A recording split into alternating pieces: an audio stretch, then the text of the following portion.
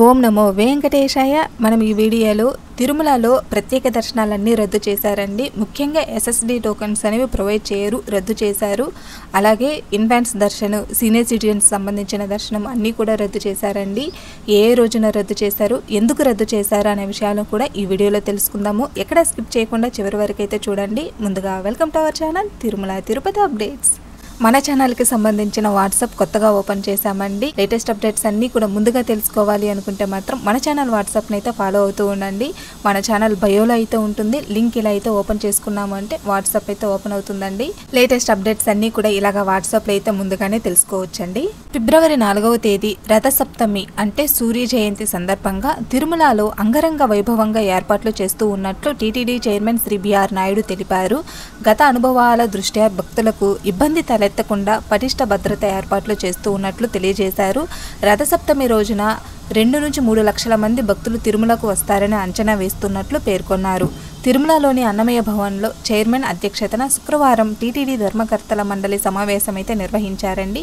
ఈ సందర్భంగా ఏర్పాట్లు చేస్తూ ఉన్నారు అనేసి అయితే చైర్మన్ గారు వివరించారు. అందులో ముఖ్యంగా బ్రహ్మోత్సవాల టైంలో ఒక్కొక్క రోజున ఒక్కొక్క వాహన సేవలు అయితే ఉంటుందండి. దాదాపు మనకు 9 నుంచి 10 రోజుల పాటు అయితే బ్రహ్మోత్సవాలు జరుగుతాయి.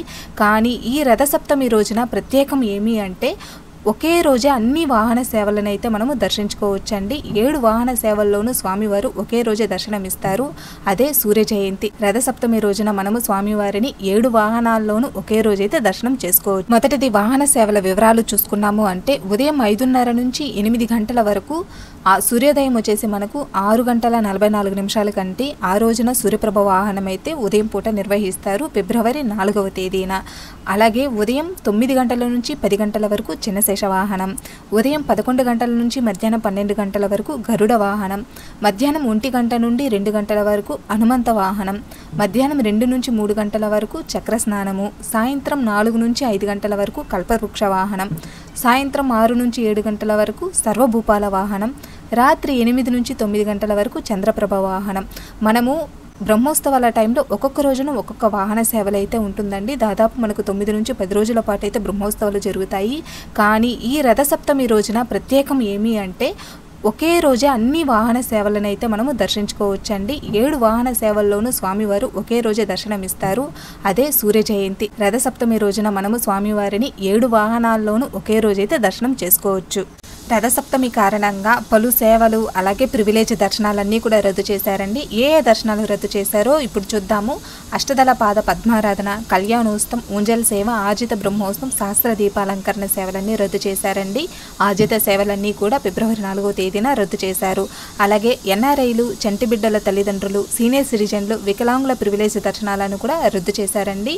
అంటే ఇన్ఫాంట్ దర్శనం, ఎన్ఆర్ఐ దర్శనం, సీనియర్ సిటిజన్స్, వికలాంగులు, ఫిజికలీ హ్యాండిక్యాప్ దర్శనాలను కూడా ఫిబ్రవరి 4వ తేదీన రద్దు చేశారు. అలాగే మనకు తిరుపతిలో ఫిబ్రవరి 3వ తేదీ నుంచి 5వ తేదీ వరకు స్లాటెడ్ సర్వదర్శనం టోకన్లు అనేవి రద్దు చేశారండి. ఎస్ఎస్డి టోకన్స్ను మనకు తిరుపతిలో ఇస్తారు కదా, ఆ టోకన్స్ను 3వ తేదీ, 4వ తేదీ, 5వ తేదీ ఈ 3 రోజుల పాటు అయితే రద్దు చేశారు.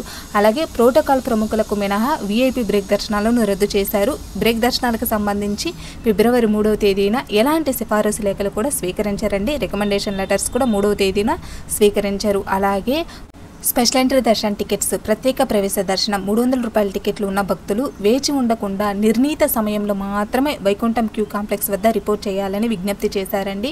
చాలామంది అయితే ఇప్పుడు శ్రీవారి భక్తులు వాళ్ళకి కేటాయించిన టైంలో కాకుండా 2 నుంచి 3 గంటల ముందే వాళ్ళు క్యూ లైన్ బయట అయితే వేచి ఉంటున్నారండి. కాబట్టి మీకు కేటాయించిన టైంలోనే వచ్చి దర్శనం అయితే చేసుకోవాలని సూచిస్తూ ఉన్నారు.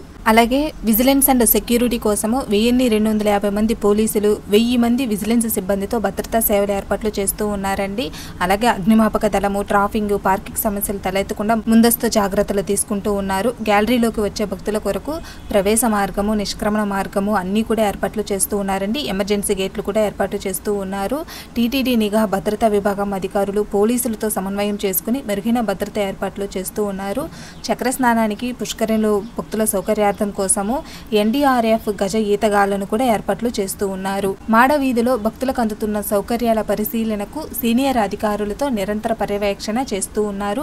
అన్నప్రసాదాలు వచ్చేసి మనకు ఉదయం నుంచి రాత్రి వరకు గ్యాలరీలలో వాహనాలను తిలకించడానికి వేచి ఉండే భక్తులకు నిరంతరంగా తాగునీరు, మజ్జిగ, సాంబారన్నం, పెరుగన్నం, పులిహోర, పొంగలి వంటి అన్నప్రసాదాలు పంపిణీ చేస్తారు. దీనికోసం రథసప్తమి కోసము తాత్కాలికంగా షెడ్లు కూడా ఏర్పాట్లు చేశారండి. భక్తులు చలికి ఎండకు ఇబ్బంది లేకుండా మాడ వీధుల్లో తాత్కాలిక షెడ్లు ఏర్పాట్లు చేశారు. అలాగే భక్తులకు అవసరమైన 8 లక్షల లడ్డూలు తయారీ అండి. అందులో 4 లక్షల లడ్డూలు అందుబాటులో ఉంటాయి. అదనంగా మరో 4 లక్షలు అనేవి బఫర్ స్టాక్ పెట్టుకున్నారు. భక్తులు శ్రీవారి వాహన సేవలను తిలకించేలా భారీ LED స్క్రీన్లను ఏర్పాటు చేశారు. తిరుమాడ వీధులను వివిధ రకాల పుష్పాలతో, పచ్చని తోరణాలు, పందిళ్లు, అరటి చెట్లతో అందంగా అలంకరణ చేశారండి. భక్తులకు ఎప్పటికప్పుడు పబ్లిక్ అడ్రస్ సిస్టమ్ ద్వారా తాజా సమాచారం అందేలా చర్యలు తీసుకుంటూ ఉన్నారు. ప్రపంచవ్యాప్తంగా ఉన్న భక్తులు రథసప్తమి వేడుకను తిలకించేందుకు వీలుగా HD క్వాలిటీతో SVBC ద్వారా ప్రత్యక్ష ప్రసారం చేస్తూ ఉన్నారు.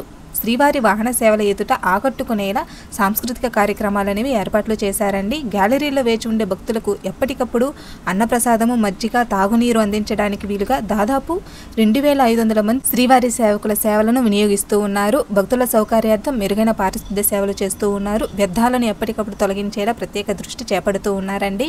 భక్తులకు అత్యవసర సేవలు అందించడానికి వీలుగా అవసరమైన వైద్య సిబ్బంది, మందులు, అంబులెన్స్ వాహనాలు అన్ని కూడా ఏర్పాట్లు చేశారండి. ఇవండి రథసప్తమి వేడుకలకు తిరుమలలో ఎలాంటి ఏర్పాట్లు చేస్తూ ఉన్నారు, ఏ వాహన సేవలు ఏ రోజున జరుగుతాయి, ఏ దర్శనాలను రద్దు చేశారు అనే విషయాలన్నీ కూడా ఇప్పుడైతే ఈ వీడియోలో తెలుసుకున్నాము. తిరుమలలో ఫిబ్రవరి నెలలో విశేష కార్యక్రమాలు అనేవి జరగబోతున్నాయి. ఏ రోజున ఏ కార్యక్రమాలు జరుగుతాయి అనేసి అయితే ఇప్పుడు చూద్దామండి.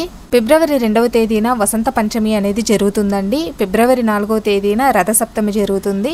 రథసప్తమి అంటే ఒకే రోజున 7 వాహనాలలో స్వామివారు మనకి దర్శనం అయితే ఇస్తారండి. దీన్నే మినీ బ్రహ్మోత్సవం అని కూడా అంటారు.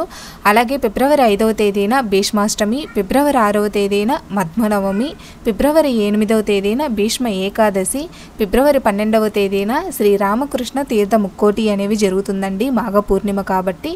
అలాగే ఫిబ్రవరి 24వ తేదీన సర్వ ఏకాదశి, ఫిబ్రవరి 26వ తేదీన మహాశివరాత్రి వేడుకలు అనేవి తిరుమలలో ఫిబ్రవరి నెలలో జరిగే విశేష కార్యక్రమాలు.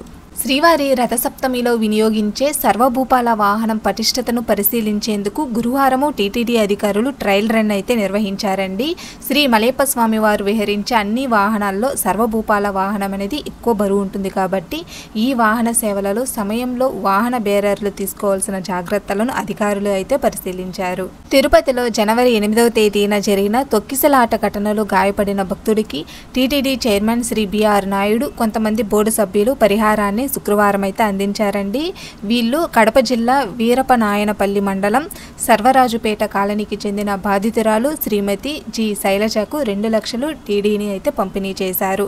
ఇంతేనండి ప్రెసెంట్ ఉన్న Tirumala latest news and updates అయితే మాత్రం. ఈ వీడియోలో మీకు ఎలాంటి సందేహాలు ఉన్నా కూడా కామెంట్ సెక్షన్లో అయితే మెసేజ్ చేయండి, వెంటనే రెస్పాండ్ అవుతాము. ఈ వీడియో కనుక మీకు నచ్చినట్లయితే లైక్ చేయండి, అలాగే మీ ఫ్రెండ్స్ అండ్ ఫ్యామిలీ మెంబర్స్కి షేర్ చేయండి.